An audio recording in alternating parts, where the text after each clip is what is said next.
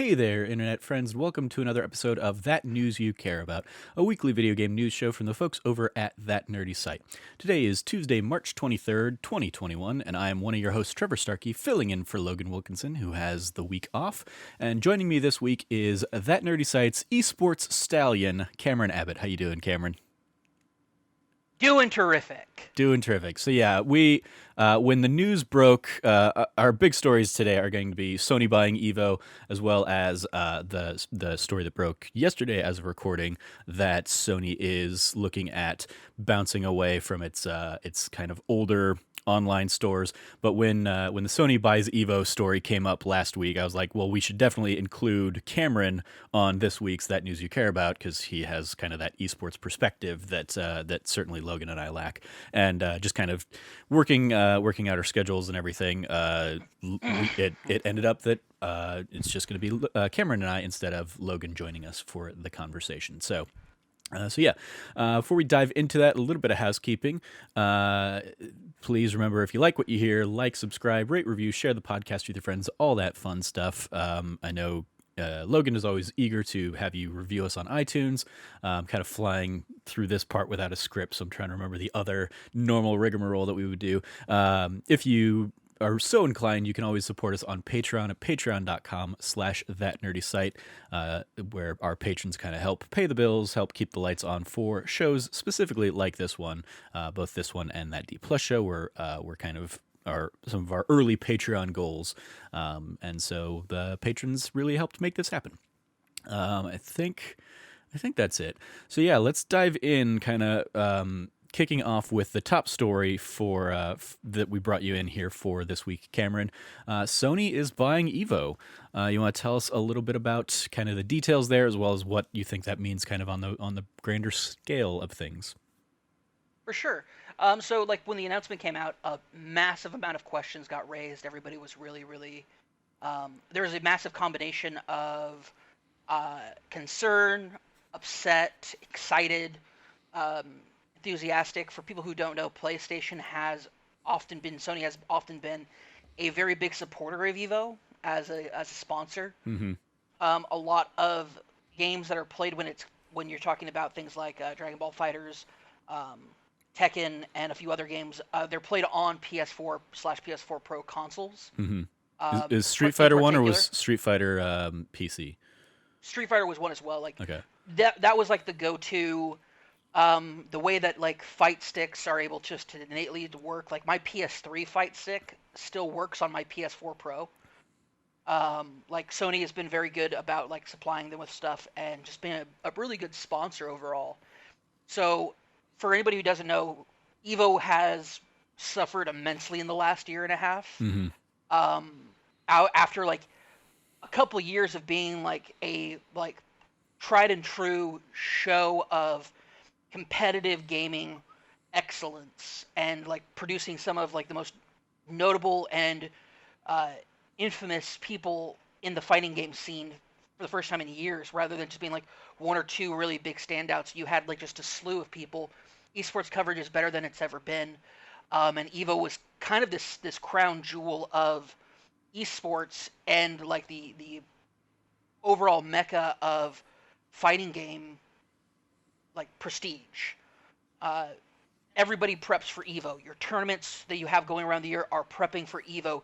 Evo is where that championship happens. Evo is the biggest event of them all, regardless of what game you're talking about. And it's really crazy because like some of the most amazing stories came out of just not last year's Evo, but 2019's Evo, where you have the rise of MKLeo, the like Goichi's come back against Sonic Fox dominating in 3 different fighting games.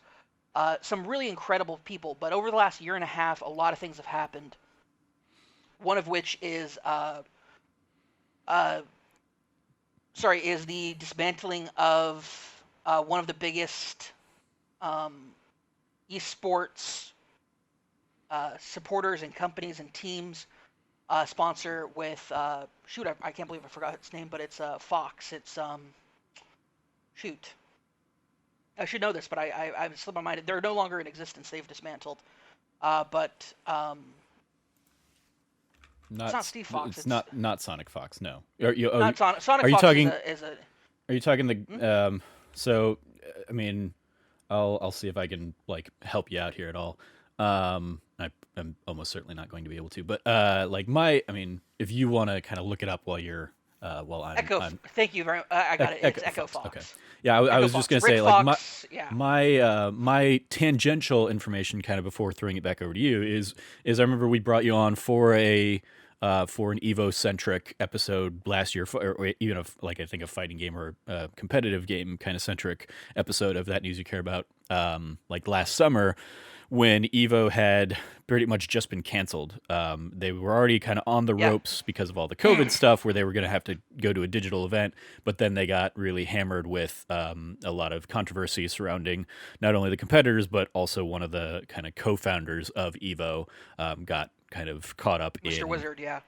in He got me what too. like grooming was that one part of the narrative around that one, or just It's sexual. less about grooming but it was more about sexual exploitation. Okay. It was more about like the strongest allegations were actually further in his past, Hmm. but stuff coming to light, and then like suspicious behavior in regards towards his actions and his what would normally have been like what was previously seen as kind of like almost innocuous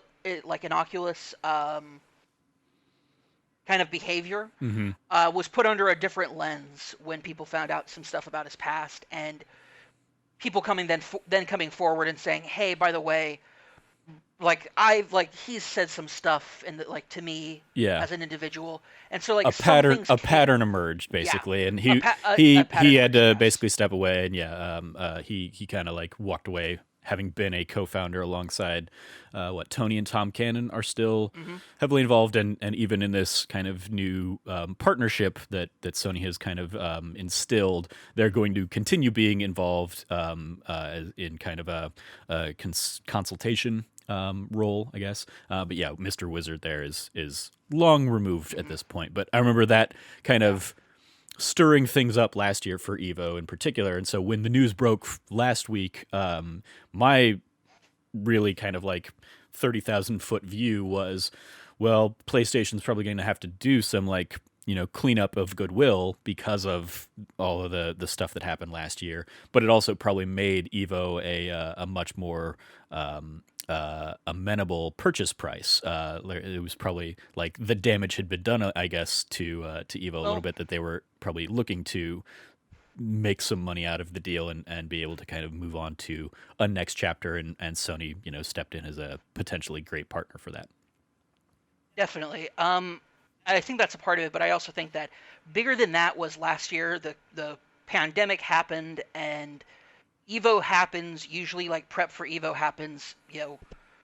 End of spring, beginning of summer. You have things kind of going into a like week long like event in Vegas, leading up to the big event, like the big finals and the major titles for over the weekend, and you get that like it happened. COVID shutdowns happened way too close to Evo. Hmm. That they like Evo as an organization definitely ate a bunch Yeah. of costs. I remember our friend Yeah. Brian Nabishin Jackson was all excited to head out to Vegas for Evo last year, and then Yep. everything kind of fell apart, and that didn't end up happening. So, yeah. Yeah, no, it was a massive disappointment for a lot of people, and then it was so when they were scrambling to kind of keep things going for Evo 2020, uh, the stuff about Joey Kuehler, Mr. Wizard, as he's more commonly known, uh, the stuff allegations came out about him. He was removed from the company. He's been removed from everything. But between that, like that scandal, and the fact that like the testing for tournament level play in an online setting for some of the titles that were definitely going to be picked for Evo uh, did not go well. Hmm. The testing for them did not go well. Some early event stuff to like get people excited for Evo online did not go well. And so they said, in lieu of that, in hindsight of everything else, it's this year is just going to be a year we have to take off. And I think the sunk cost they had for Evo in person that they had to eat, they probably had to buy Mr. Wizard out of his shares of Evo. Mm-hmm. Unless they like had a clause or something that they could have gotten around that. And then and then on top of that, you have the failure of we're literally talking about probably millions of dollars, if not just hundreds of thousands, if not millions of dollars being sunk into this event, and just lost over the course of a year. So I can imagine that they were hurting for money, for support. I mean, yeah, And I'd say definitely in the millions, given what the prize pools that they've pulled in recent years would suggest about their financials. Yeah. Yeah, so this was COVID. COVID hurt live events just so demonstrably. Like, it's weird looking back and seeing how much of our economy changed after 2008 to a focus of live experiences and events becoming like something that like you would pay a higher price for. Mm-hmm. And then you have COVID happen, and then you see that entire branch of the economy just shudder completely. Yeah. To the point where, like, looking at it now, it's. I remember when I was working for Facebook, when COVID hit, I was working as a Facebook marketing person, and part of the stuff that we were like looking through as far as like how to help our clients like deal with the pandemic was like somebody mentioned like, oh yeah, there's probably some stuff in like emergency preparedness, whatnot. And going through it, and I found that in the event that a natural disaster happens that keeps a business closed for more than a week, 25% of businesses will never reopen. Mm-hmm. When I read that, I was like, okay. And then a couple days went by, and I'm like, with like more shutdowns happening more and more and more, and I thought to myself, this might as well have been an earthquake, a tsunami, or something with the way that economically we're handling it. Yeah. So thinking about what it does to something like Evo, which, I mean, Evo does carry cachet even after the scandal happened. And I think it's to the credit of how big personalities that Mr. Wizard was, that if Mr. Wizard got quote-unquote canceled, or rather he's having to deal with the consequences of his actions and his behavior, then it means that turning around, you can remove him and Evo can maybe be separate from him. And I think that's totally possible, especially for the more casual scene, for people who are still coming up and coming into the fighting game community. Yeah, I mean, I would look at myself as even kind of like in terms of like a perspective kind of case study, like the fact that that's the thing I most closely associate with Evo does something to tarnish the Evo brand, even though I know that he's been removed from it. Like, that's as somebody that doesn't follow the scene closely, as just kind of the pedestrian, on the street, kind of experiential. I don't know, whatever. Like, the fact that that's the first thing that comes to mind when I think of Evo is like, hey, weren't they in the headlines last year for like problematic stuff? That doesn't bode well, and that's again something that they have to repair. And like, I'm certainly more versed enough to know that they at least are on the road to recovery there. But that's definitely something that I think is going to stick with them, and Sony's going to have to really kind of like prove that the culture has changed and is continuing to change and be better. This is the worst part. If you're like, hey, weren't there like headlines last year of like a problematic thing happening in Evo? And then I have to ask the question, well, which one are you referring to? Right, yeah. Because internally in different fighting game communities, especially the Smash community, that's a whole other topic that we won't get into. That's a can of worms that we don't dare open. I would argue actually it is somewhat related to this, because it's totally related, but I don't there's so much nuance to that. Yeah, certainly. But in the Evo lineup, of the games that they've announced in this kind of like reacquired Evo, what do they have? They have Tekken 7, Street Fighter 5 Championship Edition or Champion Edition, MK11 Ultimate, and Guilty Gear Strive. And so Super Smash, a mainstay of Evo in years past, noticeably absent from there. Nintendo's come out and said that they're looking to examine kind of the opportunities moving forward. So it's unknown really if Nintendo is going to play ball with this. But another element of it was that the Smash scene had been rocked with, a lot of those issues as well. So do you see the question I would have, and we don't need to necessarily get into the weeds of all that stuff, but Yeah. the bigger question is, would you see Smash returning to Evo now that it's under Sony's kind of umbrella? I can totally see it, and I'll get into why in a moment when I kind of break down like a bit more about what this deal is and how it affects different things. Okay. To talk about Smash, the only reason Smash is in here, and people have been talking about it, and a lot of the talking heads have like put out their feelers, and like the really big reason why is because the games that you see listed here have proven tried and true netcode. Mm-hmm. Guilty Gear Strive is going to be a massive sponsor for the tournament. So, and it's a PlayStation. It's a PlayStation exclusive. So, like, that's part of it as well. I have no doubt that but also Guilty Gear as a game franchise is beloved by the fighting game community. It has a small, extremely dedicated fan base, yours truly included. Gosh, I love Guilty Gear, but in Strive I'm super excited for it. Getting it for PS5 now is going to be super kick-ass. I'm super stoked for that. But so Mortal Kombat 11 Ultimate Edition, solid netcode. Midway did a fantastic job with that. Street Fighter V Championship Edition, once again, solid netcode, tried and true. Tekken, they're going to be doing Tekken on PC this time around, so netcode is going to be solid with that as well. Mm-hmm. Smash is not, like Nintendo games in general, are not known for great netcode. Yeah, and even when like the fans put together netcode for it, Nintendo pushes back and basically bans that use, right? Yep, 100%. Yeah, 1000%. Like the Nintendo, like will Smash be back? Yes. Whether it's a Nintendo sanctioned Smash event, like Smash tournament, that's up in the air. We don't know, but it wouldn't be the first time that Evo put on an unofficial Smash tournament. Yeah, it may not be one of the big headliners, but it would definitely because the question is it going to be a tentpole headliner? I don't know. Will people at Evo still have a Smash tournament that they can enter that may not be on one of the big stages? Yes. I would push back on that because I feel like Nintendo would cease and desist the hell out of Sony on something like that if it's not like officially licensed or officially sanctioned by Nintendo. And Sony now has to play because there's now a different dynamic between those two companies, I would say. Here's where you're going to run into like a caveat. If Evo itself is not sponsoring the tournament, and because here's the thing, Evo doesn't just have these 5 tournaments normally. Like this will be special because it's online this year, that these will probably be the only ones that happen.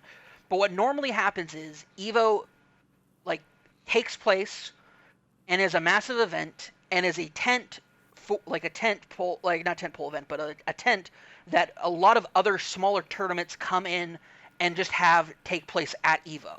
Gotcha. So these are not Evo sanctioned or sponsored tournaments. It's all the indie promotions. It's all the indie wrestling promotions that are doing stuff WrestleMania weekend, but have nothing to do with WrestleMania. Okay. They are around the venue. Yeah. They are like when WrestleMania comes to town, all the indie shows come to town. That's the same exact thing. Except like Evo is like the areas where you will have a tournament for something sanctioned by Evo, and then something that's just totally independent can be sitting right next to each other, and it's not really seen as that big of a deal. Yeah. Because we're talking about smaller tournaments with like, if there is even a prize pool, like that's up in the air for a lot of things. Like, and here's the thing, that's how Melee's existed at Evo for years. After Brawl came out and took the center stage from Melee, which had its own, like we're talking about history at this point, but like Melee is still one of the most like represented tournaments that happen at Evo. But it is like, it's just not a tentpole game. It's not going to be there, and like it, like in the way that it's represented, Melee's been represented, it has been different.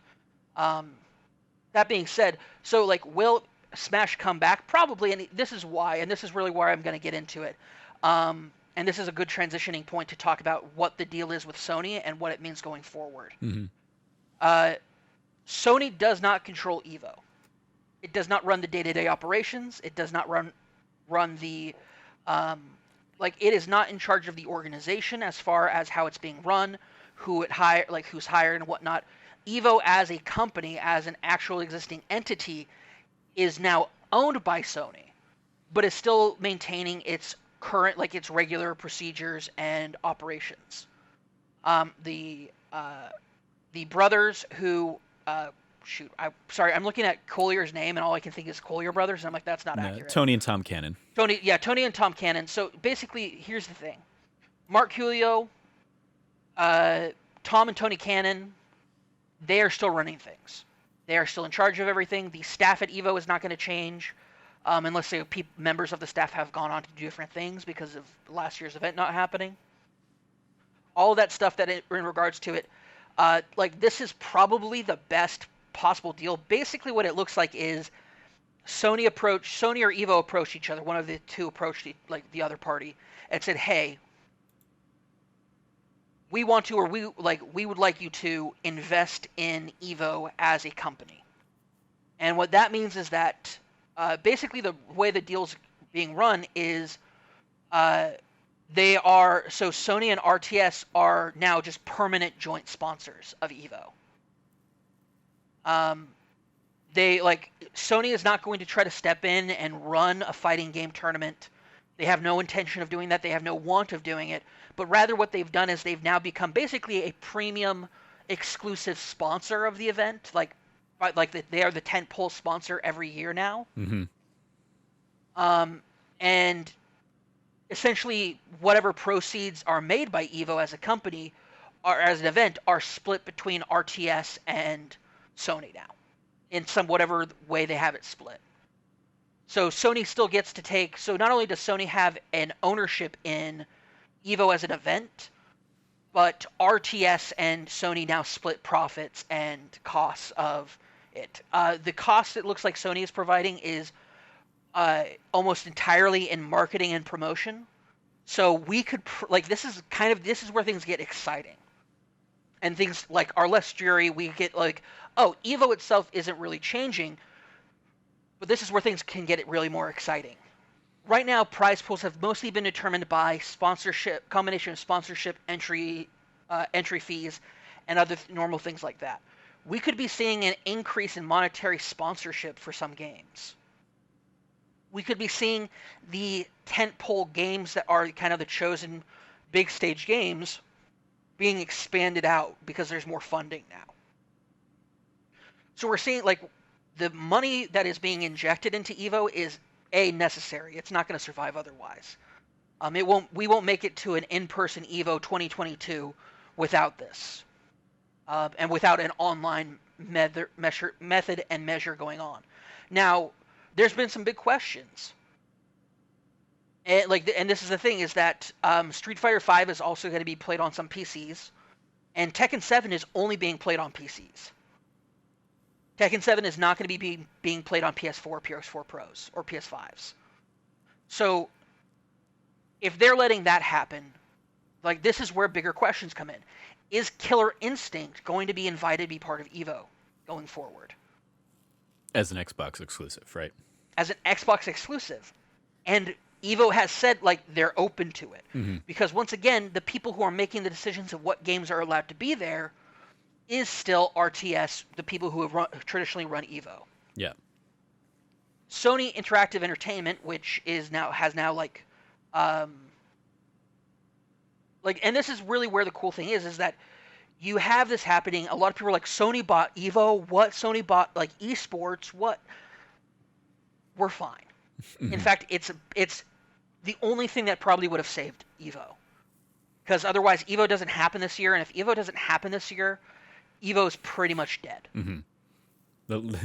Going back to your 1 week, bouncing back, 25% of companies can't bounce back after 1 week. How many companies can bounce back after 2 years of nothing? Yeah. If for anybody who wants a bit more of a detailed breakdown of this, I definitely think that you should check out Maximilian Dude. He's a long-time historic YouTuber, fighting game community YouTuber. One of it's dangerous to say this considering recent events, but he's one of like my personal idols when it comes to YouTube, and also because he's just a giant, enormous dork. Um, Gosh, I love Max because he's just an enormous dork. But he's also been a big proponent for Killer Instinct and some other stuff. So will we? I don't know Yeah. anything of him from the fighting side of things, but I remember he did the Final Fantasy VII spoiler cast with Easy Allies, Yes, he did. and like got super in the weeds, and I really appreciated his take on that. So, um, Yep. yeah, He is a legitimately awesome dude. Shout out to Brian Option Jackson for bringing him back into my life because I had like kind of forgotten him in the year since I stopped paying attention to fighting games. And Nobishin Jackson brought him back into my life, and I was like, I forgot about how great this dude is. He's so great. Anyway, back to like, hope. Dear God, I hope nothing ever comes out about him. Let me rephrase that. I hope he's done nothing that deserves to be come out about him. hmm That's what I will say. you hope he is a good guy, and that a shoe hasn't dropped. If Maximilian dude is not like an actual good person, I can't like there are no good people. Period. Like I can't handle it. I can't. But yeah, so he has a great breakdown of where he sat down on a live stream as information was coming out, pieced stuff together, and a lot of like what I've just explained and kind of broken down is a lot of like information that I got from him as well as some personal readings and research that I did. So if you were worried about Evo becoming a Sony pony event, don't. Evo is still controlled by the people who have traditionally run it. It's still being run. It's like strong. Like the biggest strength of Evo is that it really is run by the fans. It doesn't exist without fans, and like the reason why Evo matters as a tournament is because it's a fan-based tournament. No one game or one company like runs it. It's not a Nintendo event. It's not a Sony event. It's not an Xbox event. It's not an Activision Blizzard event. It is an event for the fans, by the fans, and it's one of the things. I wrote an article a few years ago that honestly is not a really good article because it's basically just a blurb about how much I love Evo. But I wrote it. I wrote it. It's like why Evo matters, and I break down some of the best stories that we were told by the competitors at Evo. Without Evo, we don't get people like Sonic Fox, who is a gigantic middle finger to fascist, like ultra neoconservatives everywhere. Just a walking middle finger to anybody, any hate whatsoever. I love Sonic Fox. Like you tell Cameron 10 years ago, hey Cameron, one of your favorite human beings alive is going to be a furry, wouldn't believe you. Would not have believed you one bit. Not a chance. But now, goddamn, I love that guy. I'm sorry, I love them. They are great. Nice. Sorry. Any closing thoughts on the Evo conversation? Because the only like the other slight parallel I would draw into this is I remember obviously the last couple years of PSX, the Capcom Cup was always like suddenly became like super intertwined with PlayStation. Again, obviously because of the Street Fighter V like relationship between the companies. But do you see this kind of like falling a little bit in that same vein? Like if PlayStation Experience ever came back, would there be like an Evo arm of PlayStation Experience suddenly tied to that event now, trying to bring those audiences together? Yeah, I could see that. I mean, the Capcom Cup kind of already laid the groundwork for that. So if they wanted to go beyond just the Capcom Cup and do like an Evo Cup there, like an Evo Invitational for a couple of like games to highlight, them on Sony consoles, for sure, I could see that happening. Because it's important to note, Evo doesn't just happen in the United States. There's Evo, the Evo everybody knows, and then there's also Evo Japan, which is a smaller event, but it allows easier travel for, non-sponsored fighters who want to get involved that live in Southeast Asia. In fact, actually, our Tekken 7 champion from 2019, we only know about him because he went through like an extremely arduous journey to get to Evo Japan, and blew the competition out of the water there. He's a Pakistani. He's this awesome kid. Pakistan, it's crazy with Tekken. Tekken is because the way that people play Tekken usually is also heavily determined by the region that you live in, and there's different styles of Tekken play. And what we didn't know is that a style of Tekken play was being developed in Pakistan, where they all played together. They didn't play online worldwide because internet conditions aren't set up for that. And so you had a lot of like in-person heavy competition. Pakistan is now a known juggernaut in Tekken, like in Tekken players, and we only know about that because this kid took this ridiculous journey of like multiple flights and like getting held up at borders and all sorts of stuff just to get to Evo Japan. And because he was able to make it to Evo, like he could have never made it out to Evo proper. Mm-hmm. But because he was able to make it to Evo Japan, we got that. I wouldn't be surprised if we saw more events like Evo Japan, like maybe an Evo London or an Evo Berlin or something like that. Something to kind of, I wouldn't be surprised if we saw an expansion of kind of that foreign arm of it. But it depends. All right. We'll see. Well, that is going to do it on the Sony buys Evo story of this episode. Let's segue over into another big Sony story that broke, as I said yesterday, as of recording a couple days ago, as of kind of this episode going live, and that is a report from The Gamer that then got picked up by a whole bunch of other people. Saying that Sony is planning on winding down and kind of closing their PS3, PS Vita, and PSP stores here in a couple months' time, basically over the summer, it looks like, on the digital storefront side of things. So this is kind of the one of the I would argue major fears and concerns of an all digital age is suddenly all of these games become like completely beholden to the platform holders.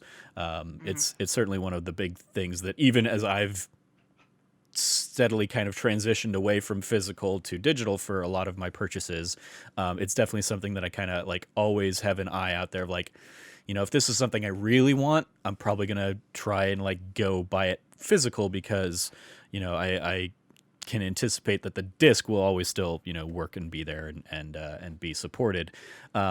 Additionally, another large concern I've always had over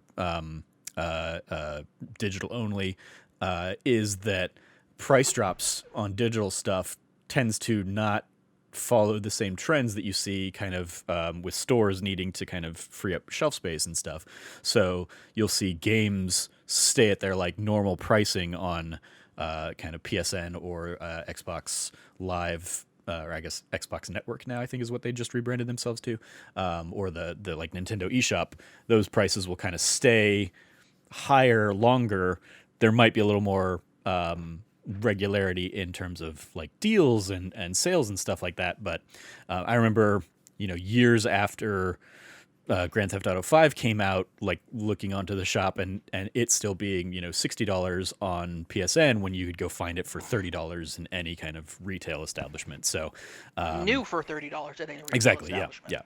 Yeah. So like those are the big issues I think with digital. And so, yeah, this being that Sony is basically just trying to close these storefronts out. And so if you do want to hop into and buy any of those old games digitally, it seems like you won't be able to. And even that, I don't like, so yeah, you won't be able to purchase. Presumably you'll still be able to download anything you've already purchased, I would think.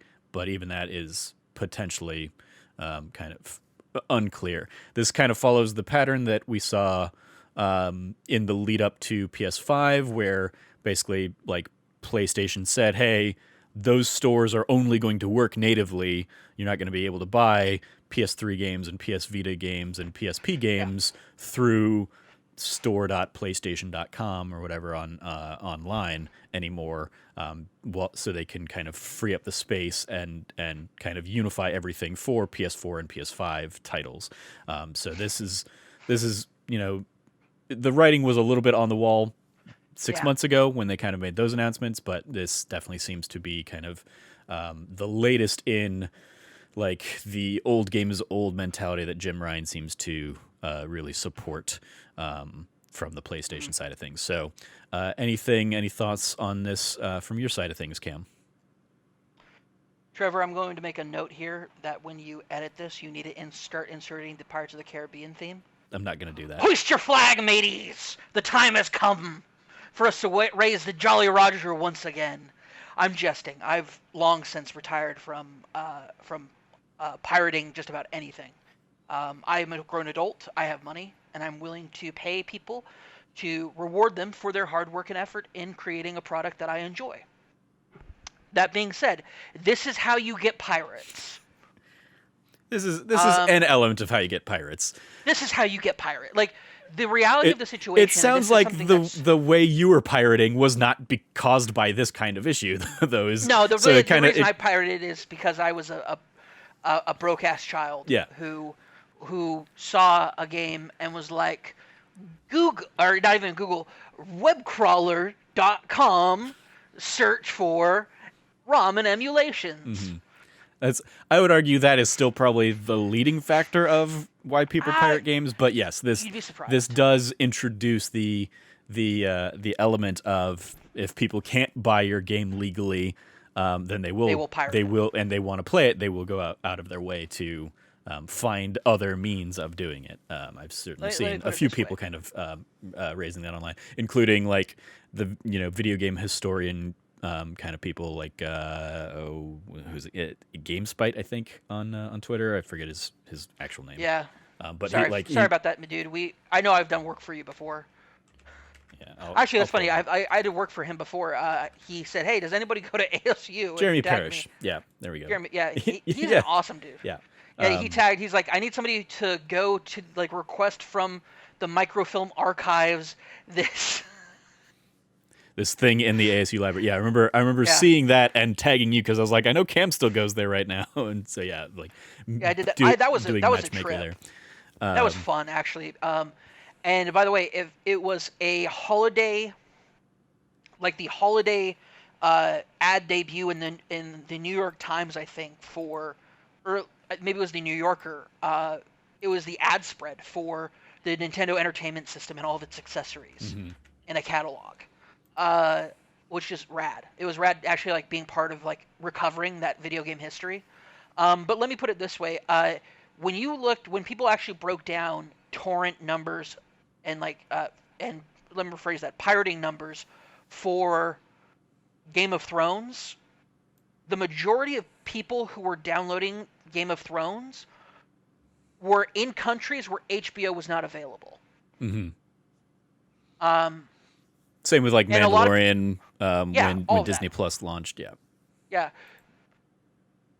There's been a couple of really great comics made. One is done by the Oatmeal, where he is trying to legally buy Game of Thrones, and he can't. And so it's like, well, I give up then. I'll pirate it. And then on the flip side, you have because Game of Thrones for the first couple of seasons, it was almost impossible to buy and like watch not online. Like Game of Thrones wasn't really available online. Yeah. And so it was only through HBO, or eventually like you could buy the DVDs or whatever. That's actually how I watched the first couple seasons of Game of Thrones, was through the DVDs, like a year after everybody else was freaking out about it. Yeah. So in regards to that, like I look back at that and I see like there's one reason. Another one that comes to mind is DRM. When EA came out with like their ridiculous DRM setups, I remember, because here's what DRM, when it was first introduced, did. It prevented people who bought the product legally from playing it, and the people who pirated it already had ways of taking off the DRM. DRM-free copies of games were available, and you could play them faster than people who bought them and then had trouble getting through the DRM software to play it legally. A great experience of that was one I had as my background at work for a while back when I worked at PayPal. It was this massive like fortress, and like had lines of people lining up trying to like buy something from the fortress, and like people saying no you can't have it. And then it showed on the back end a pirate ship, and a corner of the fortress had been like taken apart, and there were just like people coming out with armfuls of the like whatever the product was, and loading them onto a pirate ship. Like that was like the idea of like how DRM was actually being applied. Um, People will pirate things no matter what, like whether it's just, you know, 12-year-old shitheels like me whose parents are too broke to, and like, or not even too broke but too smart to let them just get anything they want.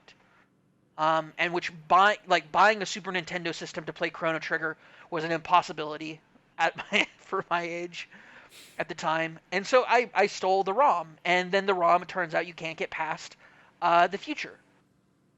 Mm-hmm. When you go out into the overworld for the future, you just get a gray sky, and that was an anti theft cheat in there. Mm-hmm. Tim Schafer famously talked about his favorite scene from when he interviewed for LucasArts back in the day. He talked about his favorite part about Monkey Island, and the person had to tell him, just so you know, that part of Monkey Island only existed in the pirated copies. Yeah. So, like, pirating has its, like, you know, throwback to, you know, teenage shitheels being on the internet, but the majority of piracy that we see happen today happens because of inaccessibility. I guarantee that these titles, as soon as they're no longer available for purchase, the most popular titles on these services will suddenly become the most popular pirated torrents or downloads. That's just, if you don't give people a way to legally buy your thing, they will steal it. And Yeah. at that point, you have made a mistake. Now, I don't know what the cost of keeping these services up. I mean, I don't know. Like, that's my question, but yeah. I'm sure some of them will, but there's also like, I mean, this is such a large swath of things that are going to suddenly not be available anymore that I can't imagine all of them are going to suddenly start shooting through the roofs. Like, I'm sure there are a ton of, you know, PS3 games that nobody has bought on the PS3 store for the last 6 months to a year, that like those are not going to suddenly, you know, see a spike in purchases because they're from, you know, developer Sure. XYZ that went out of business in the PS3 era or whatever. Like, I'm sure Sure. like some of the big notable ones will absolutely kind of like see some flurries and stuff like that. But yeah, it's just another one of those, like, I just wish, Where are you gonna buy Castlevania Symphony of the Night? I think you can. I think it's in a package that you can get on PS4. I don't know. I think so. But yeah, I mean that's a great example because admittedly I first played it on Vita. Yeah, I remember like when Where am I saw supposed to play Galgun? Where am I supposed to play? What's the other one? Criminal Girls. Where am I supposed to play? Yeah, Criminal Girls. You got to get your Vita fix there. When the story broke yesterday, my first thought was like, if I were somehow, you know, magically in Jim Ryan's shoes, I would basically immediately go and do what Xbox did, like 5-6 years ago now or whatever it was, and basically say like, I don't care how you make it work, get us emulation on these systems so that people can buy it, or so that people can play the PSN games that they bought on those older generations on their new system. Like, it's when that didn't come out as a feature for PS5, immediately I was like, that is a stupid idea. And Jim Ryan will always go and say, you know, the numbers just don't support it. It's like, the numbers don't support it because you don't support the numbers. Like, you don't provide the opportunity. Like, all you have to do is look at Nintendo's fucking business model and the fact that Mario is going to die in a week's time here at with the re-release of Galaxy and Super Mario 64, and that game sold millions of copies because people want to play some of those old games. And again, it's not going to be for everything, but the fact that so many games are playable through backwards compatibility on Xbox means, hey, if I've heard somebody, you know, suddenly get into this game from their childhood or something like that, and say, you know, hey, that sounds like actually pretty cool, I'd love to hop into that, I can do that on Xbox. I might be able to figure out, you know, buy a version of a game, you know, old game on the Switch, and you know, as long as Square Enix is going to keep putting out like Legend of Mana ports and stuff like that, I'm sure some studios will continue doing those things and they'll make the money off of them that they can. But the fact that, like, yeah, that Sony just is leaving money on the table there. And I'm sure there is some cost associated, but even there, I would argue you're a multi-billion-dollar company.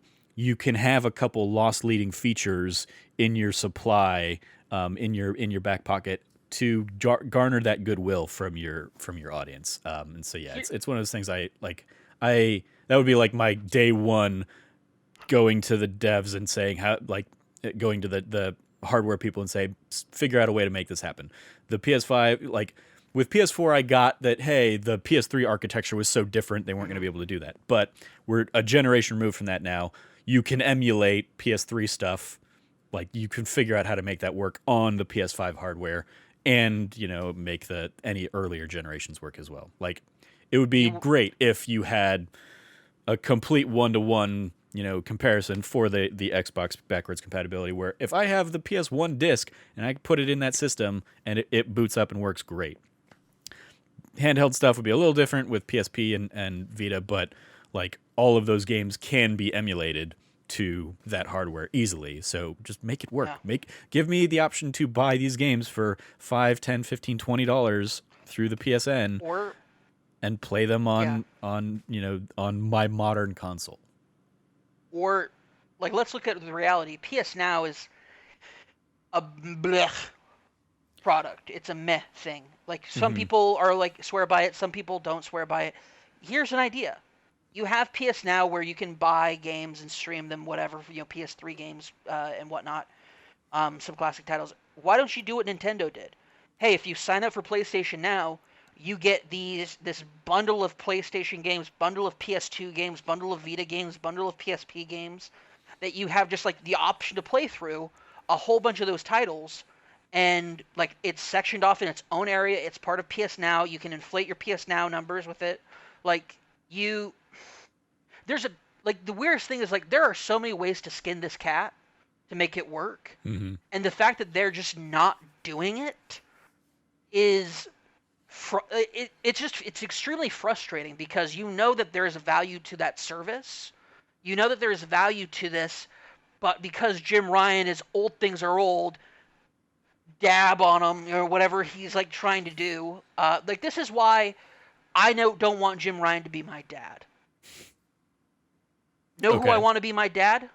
Trevor? Want to know who I want my dad? Phil Spencer. I've said it for years now. I'll say it again. I wish Phil Spencer was my dad. I love my father. I love my father so much. But the only way my father could be better is if he was Phil Spencer. Phil Spencer is your friend's dad who you wish was your dad. If you're like a Sony person, like you and I kind of, we do lean more on that. I'm definitely like ankle deep in the Xbox ecosystem from my 360 days, plus like the support they've given for Xbox Live on PC stuff with Game Pass on PC, which, by the way, is a tremendous value. I highly suggest it. If you have a PC and you have a decent PC, get that Game Pass, because it's totally worth it 1,000%. I mean, especially since EA Play finally came to Game Pass for PC this last week too, right? And so brought all of that you know, giant library of stuff. It's fantastic. It's quintessentially perfect, and it's only going to get better going forward. This is why I want Phil Spencer to be my dad, because he's my friend's dad, and he's way cooler than my dad. He gets things better than my dad. He doesn't come in and say, come and take a seat on the bed, buddy. So, listen. I've got some bad news. I know that I got some bad news. So our pet PS Store. I sold it at the yard sale. Yeah. Oh no, it's like, so we just can't afford to keep it anymore, buddy. So it's gone to live on a farm upstate. We won't be able to see it, but I want you to know that it's okay. And then you find out a week later, listening to mom and dad talk, saying, yeah, I couldn't tell them that we took it to the pound to be euthanized. Like, that's who Jim Ryan is. I mean, I feel like we didn't need to get into that darkness, but okay, sure. Yeah. He brought the darkness, all right? I didn't bring it. He brought it. I mean, you brought it in terms of dog killing, so, like, yeah. I never said it was a dog. Oh, be a cat. I mean, you brought the parallel of pet killing. Fine. Of pet euthanization, which is a real thing when people can't afford their pets. It's I'm, true. I'm aware. I'm aware it's a thing, Cameron. Doesn't mean we need to dive into the intricacies of it on our video game news On podcast. on the upside, it's down because most shelters have converted to no-kill shelters. There you go. Well, yeah, it's. I mean, dead pets aside, it is unfortunate that PlayStation appears to be. It has it now. To be fair, this has not been confirmed by PlayStation, but the report was like, sources familiar with the situation. The plan is to announce, or that PlayStation will be announcing it probably in the next month via, a Jim Ryan blog post or something like that, saying that, hey, these services are going to be winding down. I'm sure they will trot out like, the numbers just don't support it. People aren't playing PS3. They're not playing their PSPs. They're not playing their PS Vita anymore. And failing to recognize the idea of like, well, yeah, but when we bought those things, we expected that, hey, if we ever have the urge to hop back in and play one of those old games, we would, or we'd be able to. We'd be able to download them again. Which again, like putting that in context of today, like, oh, if I'm, I was playing Hitman 3 earlier and thinking 5-10 years down the line, hey, am I going to be able to boot up and play Hitman 3, which has all the other Hitman stuff in it, or will PlayStation have said, hey, nobody's really playing the PS5 anymore because we're now in the PS8 era, so nobody's so you can't boot those games up anymore. That's the kind of reality of and for there's a completely digital only version of the PS5 that will seemingly someday be just a paperweight, just a giant paperweight that you won't be able to do anything with. And that's kind of the future ramifications of these kinds of decisions, and that's unfortunate. So hopefully somebody in a post Jim Ryan era of PlayStation kind of turns things around and says, hey, yes, we're going to lose some money by keeping these servers online or whatever, but like it's still good peace of mind and good gamer goodwill to keep them online. So hopefully they can figure out a way to do that in the future and we don't run into those issues. But that is going to do it on that story. So we'll move into our shoutouts section. Cam, I'm going to include it because you kind of mentioned it earlier, but I'm going to throw in a shout out in the notes on Maximilian Dude. So I'll just kind of look for his take on a lot of the Sony Evo stuff. But I also want to include a shout out to Rebekah Valentine. Had a piece go up on IGN in the last week called 6 Days in Fallujah is complicated and painful for those connected to the real events. Now this piece is seemingly potentially undercut a little bit by the big like preview exclusive that IGN put out today, where they kind of acted as the PR arm for the Victoria company, whatever the people behind 6 Days in Fallujah. Yeah. So it's an interesting dichotomy of IGN kind of having both sides of that conversation, but Rebekah's piece in particular, is certainly it's the most comprehensive I'd seen on the whole thing, and I think a lot of other people were saying that as well, because she reached out to game developers, Muslim and Arab kind of advocacies. Yeah, she reached out to veteran groups, in particular John Phipps, aka Game Dad JP, formerly Mr. Megadev, who, when I talked about 6 Days in Fallujah on an episode a few weeks ago, I pointed to like his thread on things, because I think he has a very interesting perspective, having served in Fallujah during that time, and having his kind of like perceptions, obviously affected by that. So go check out the piece from Rebekah there. Very comprehensive and very thorough evaluation and criticism, I think, of the problems with this game, and just ignore the fact that IGN is celebrating, hey, look at this exclusive about how the whole thing is procedurally generated, blah, blah, blah. And then you also wanted to shout out, do you have a specific thing for the Stop AAPI hate? stop Asian American Pacific Islander hate. Yeah, it's so as part of kind of because this is important to me. It's something that I've been promoting for the last week or so, um, and it's something that I'm pushing. I want to give a shout out here because of the incredible work that this organization has done. Um, you actually hit the nail on the head, Trevor, because that's what their name is. Stop AAPI Hate.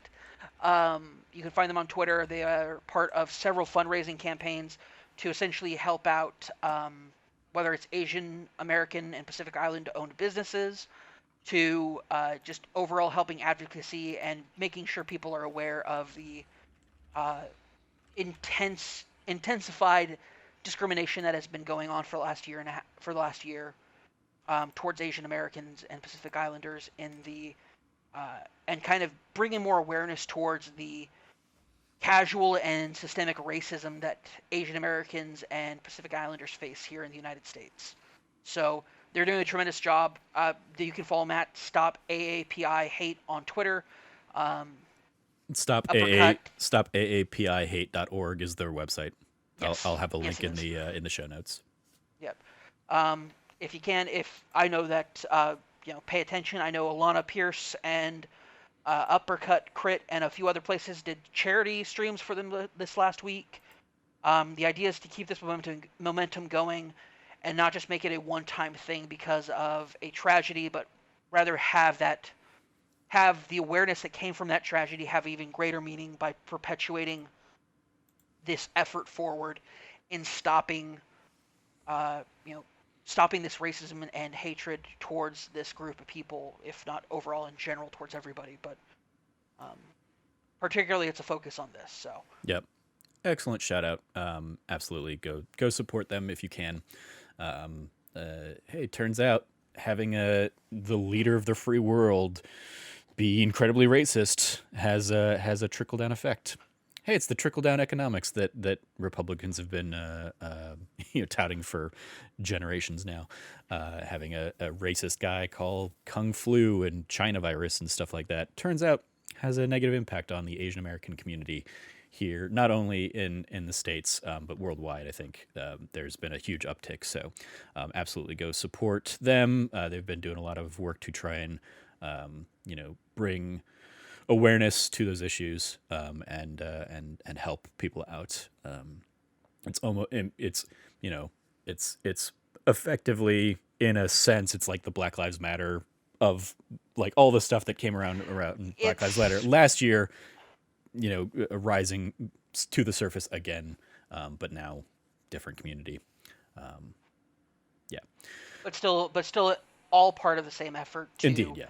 and systemic and casualified racism in this country. Indeed. Well, that is going to do it for this episode of That News You Care About. You can follow us on Twitter. You can follow Cameron at RevCabot. Anything else you want to give a personal shout out to there, Cam? Yeah, I started streaming. You can go ahead and follow me at RevCabot on Twitch. I am streaming every Monday and Wednesday from 6 p.m. to 8 p.m. Pacific time. That's where we're at right now with daylight savings time / not being in effect. But yeah, so it's just, you can check me out, follow me there, follow me on Twitter, Instagram, everywhere else. And yeah. Cool. That's it. You can follow me at Trevor J. Starkey. I will shout out the Let's Plays that we have that go up on the YouTube here, youtube.com/thatnerdysite. This week's Let's Plays were today, Tuesday, was me playing the Hawkeye missions of Marvel's Avengers, and then Thursday is me doing the latest Hitman 3 Elusive Target. Will I succeed? Will I include a clip of me failing miserably on the first attempt that I did not actually upload as a separate video, but you can hear me kind of like curse and scream and get angry at the gods? Yes, you can see all that. So check that out on the YouTube channel this week. Alongside all of our regular podcasts that go live Mondays, Wednesdays, and Fridays. That is going to do it. Once again, if you liked what you heard, please like, subscribe, rate, review, share the podcast with your friends, hit the notification bell if you're watching on YouTube, all that fun stuff to kind of keep us, popping up, I guess, in your inboxes. Rate, review us, all that stuff. If I didn't say that, I feel like I did. And then if you can and are so inclined, you can always support us on Patreon, patreon.com/thatnerdysite. That's going to do it. Thank you again, Cam, for joining me. As always, to you out there listening, stay safe, stay nerdy, and be good to each other.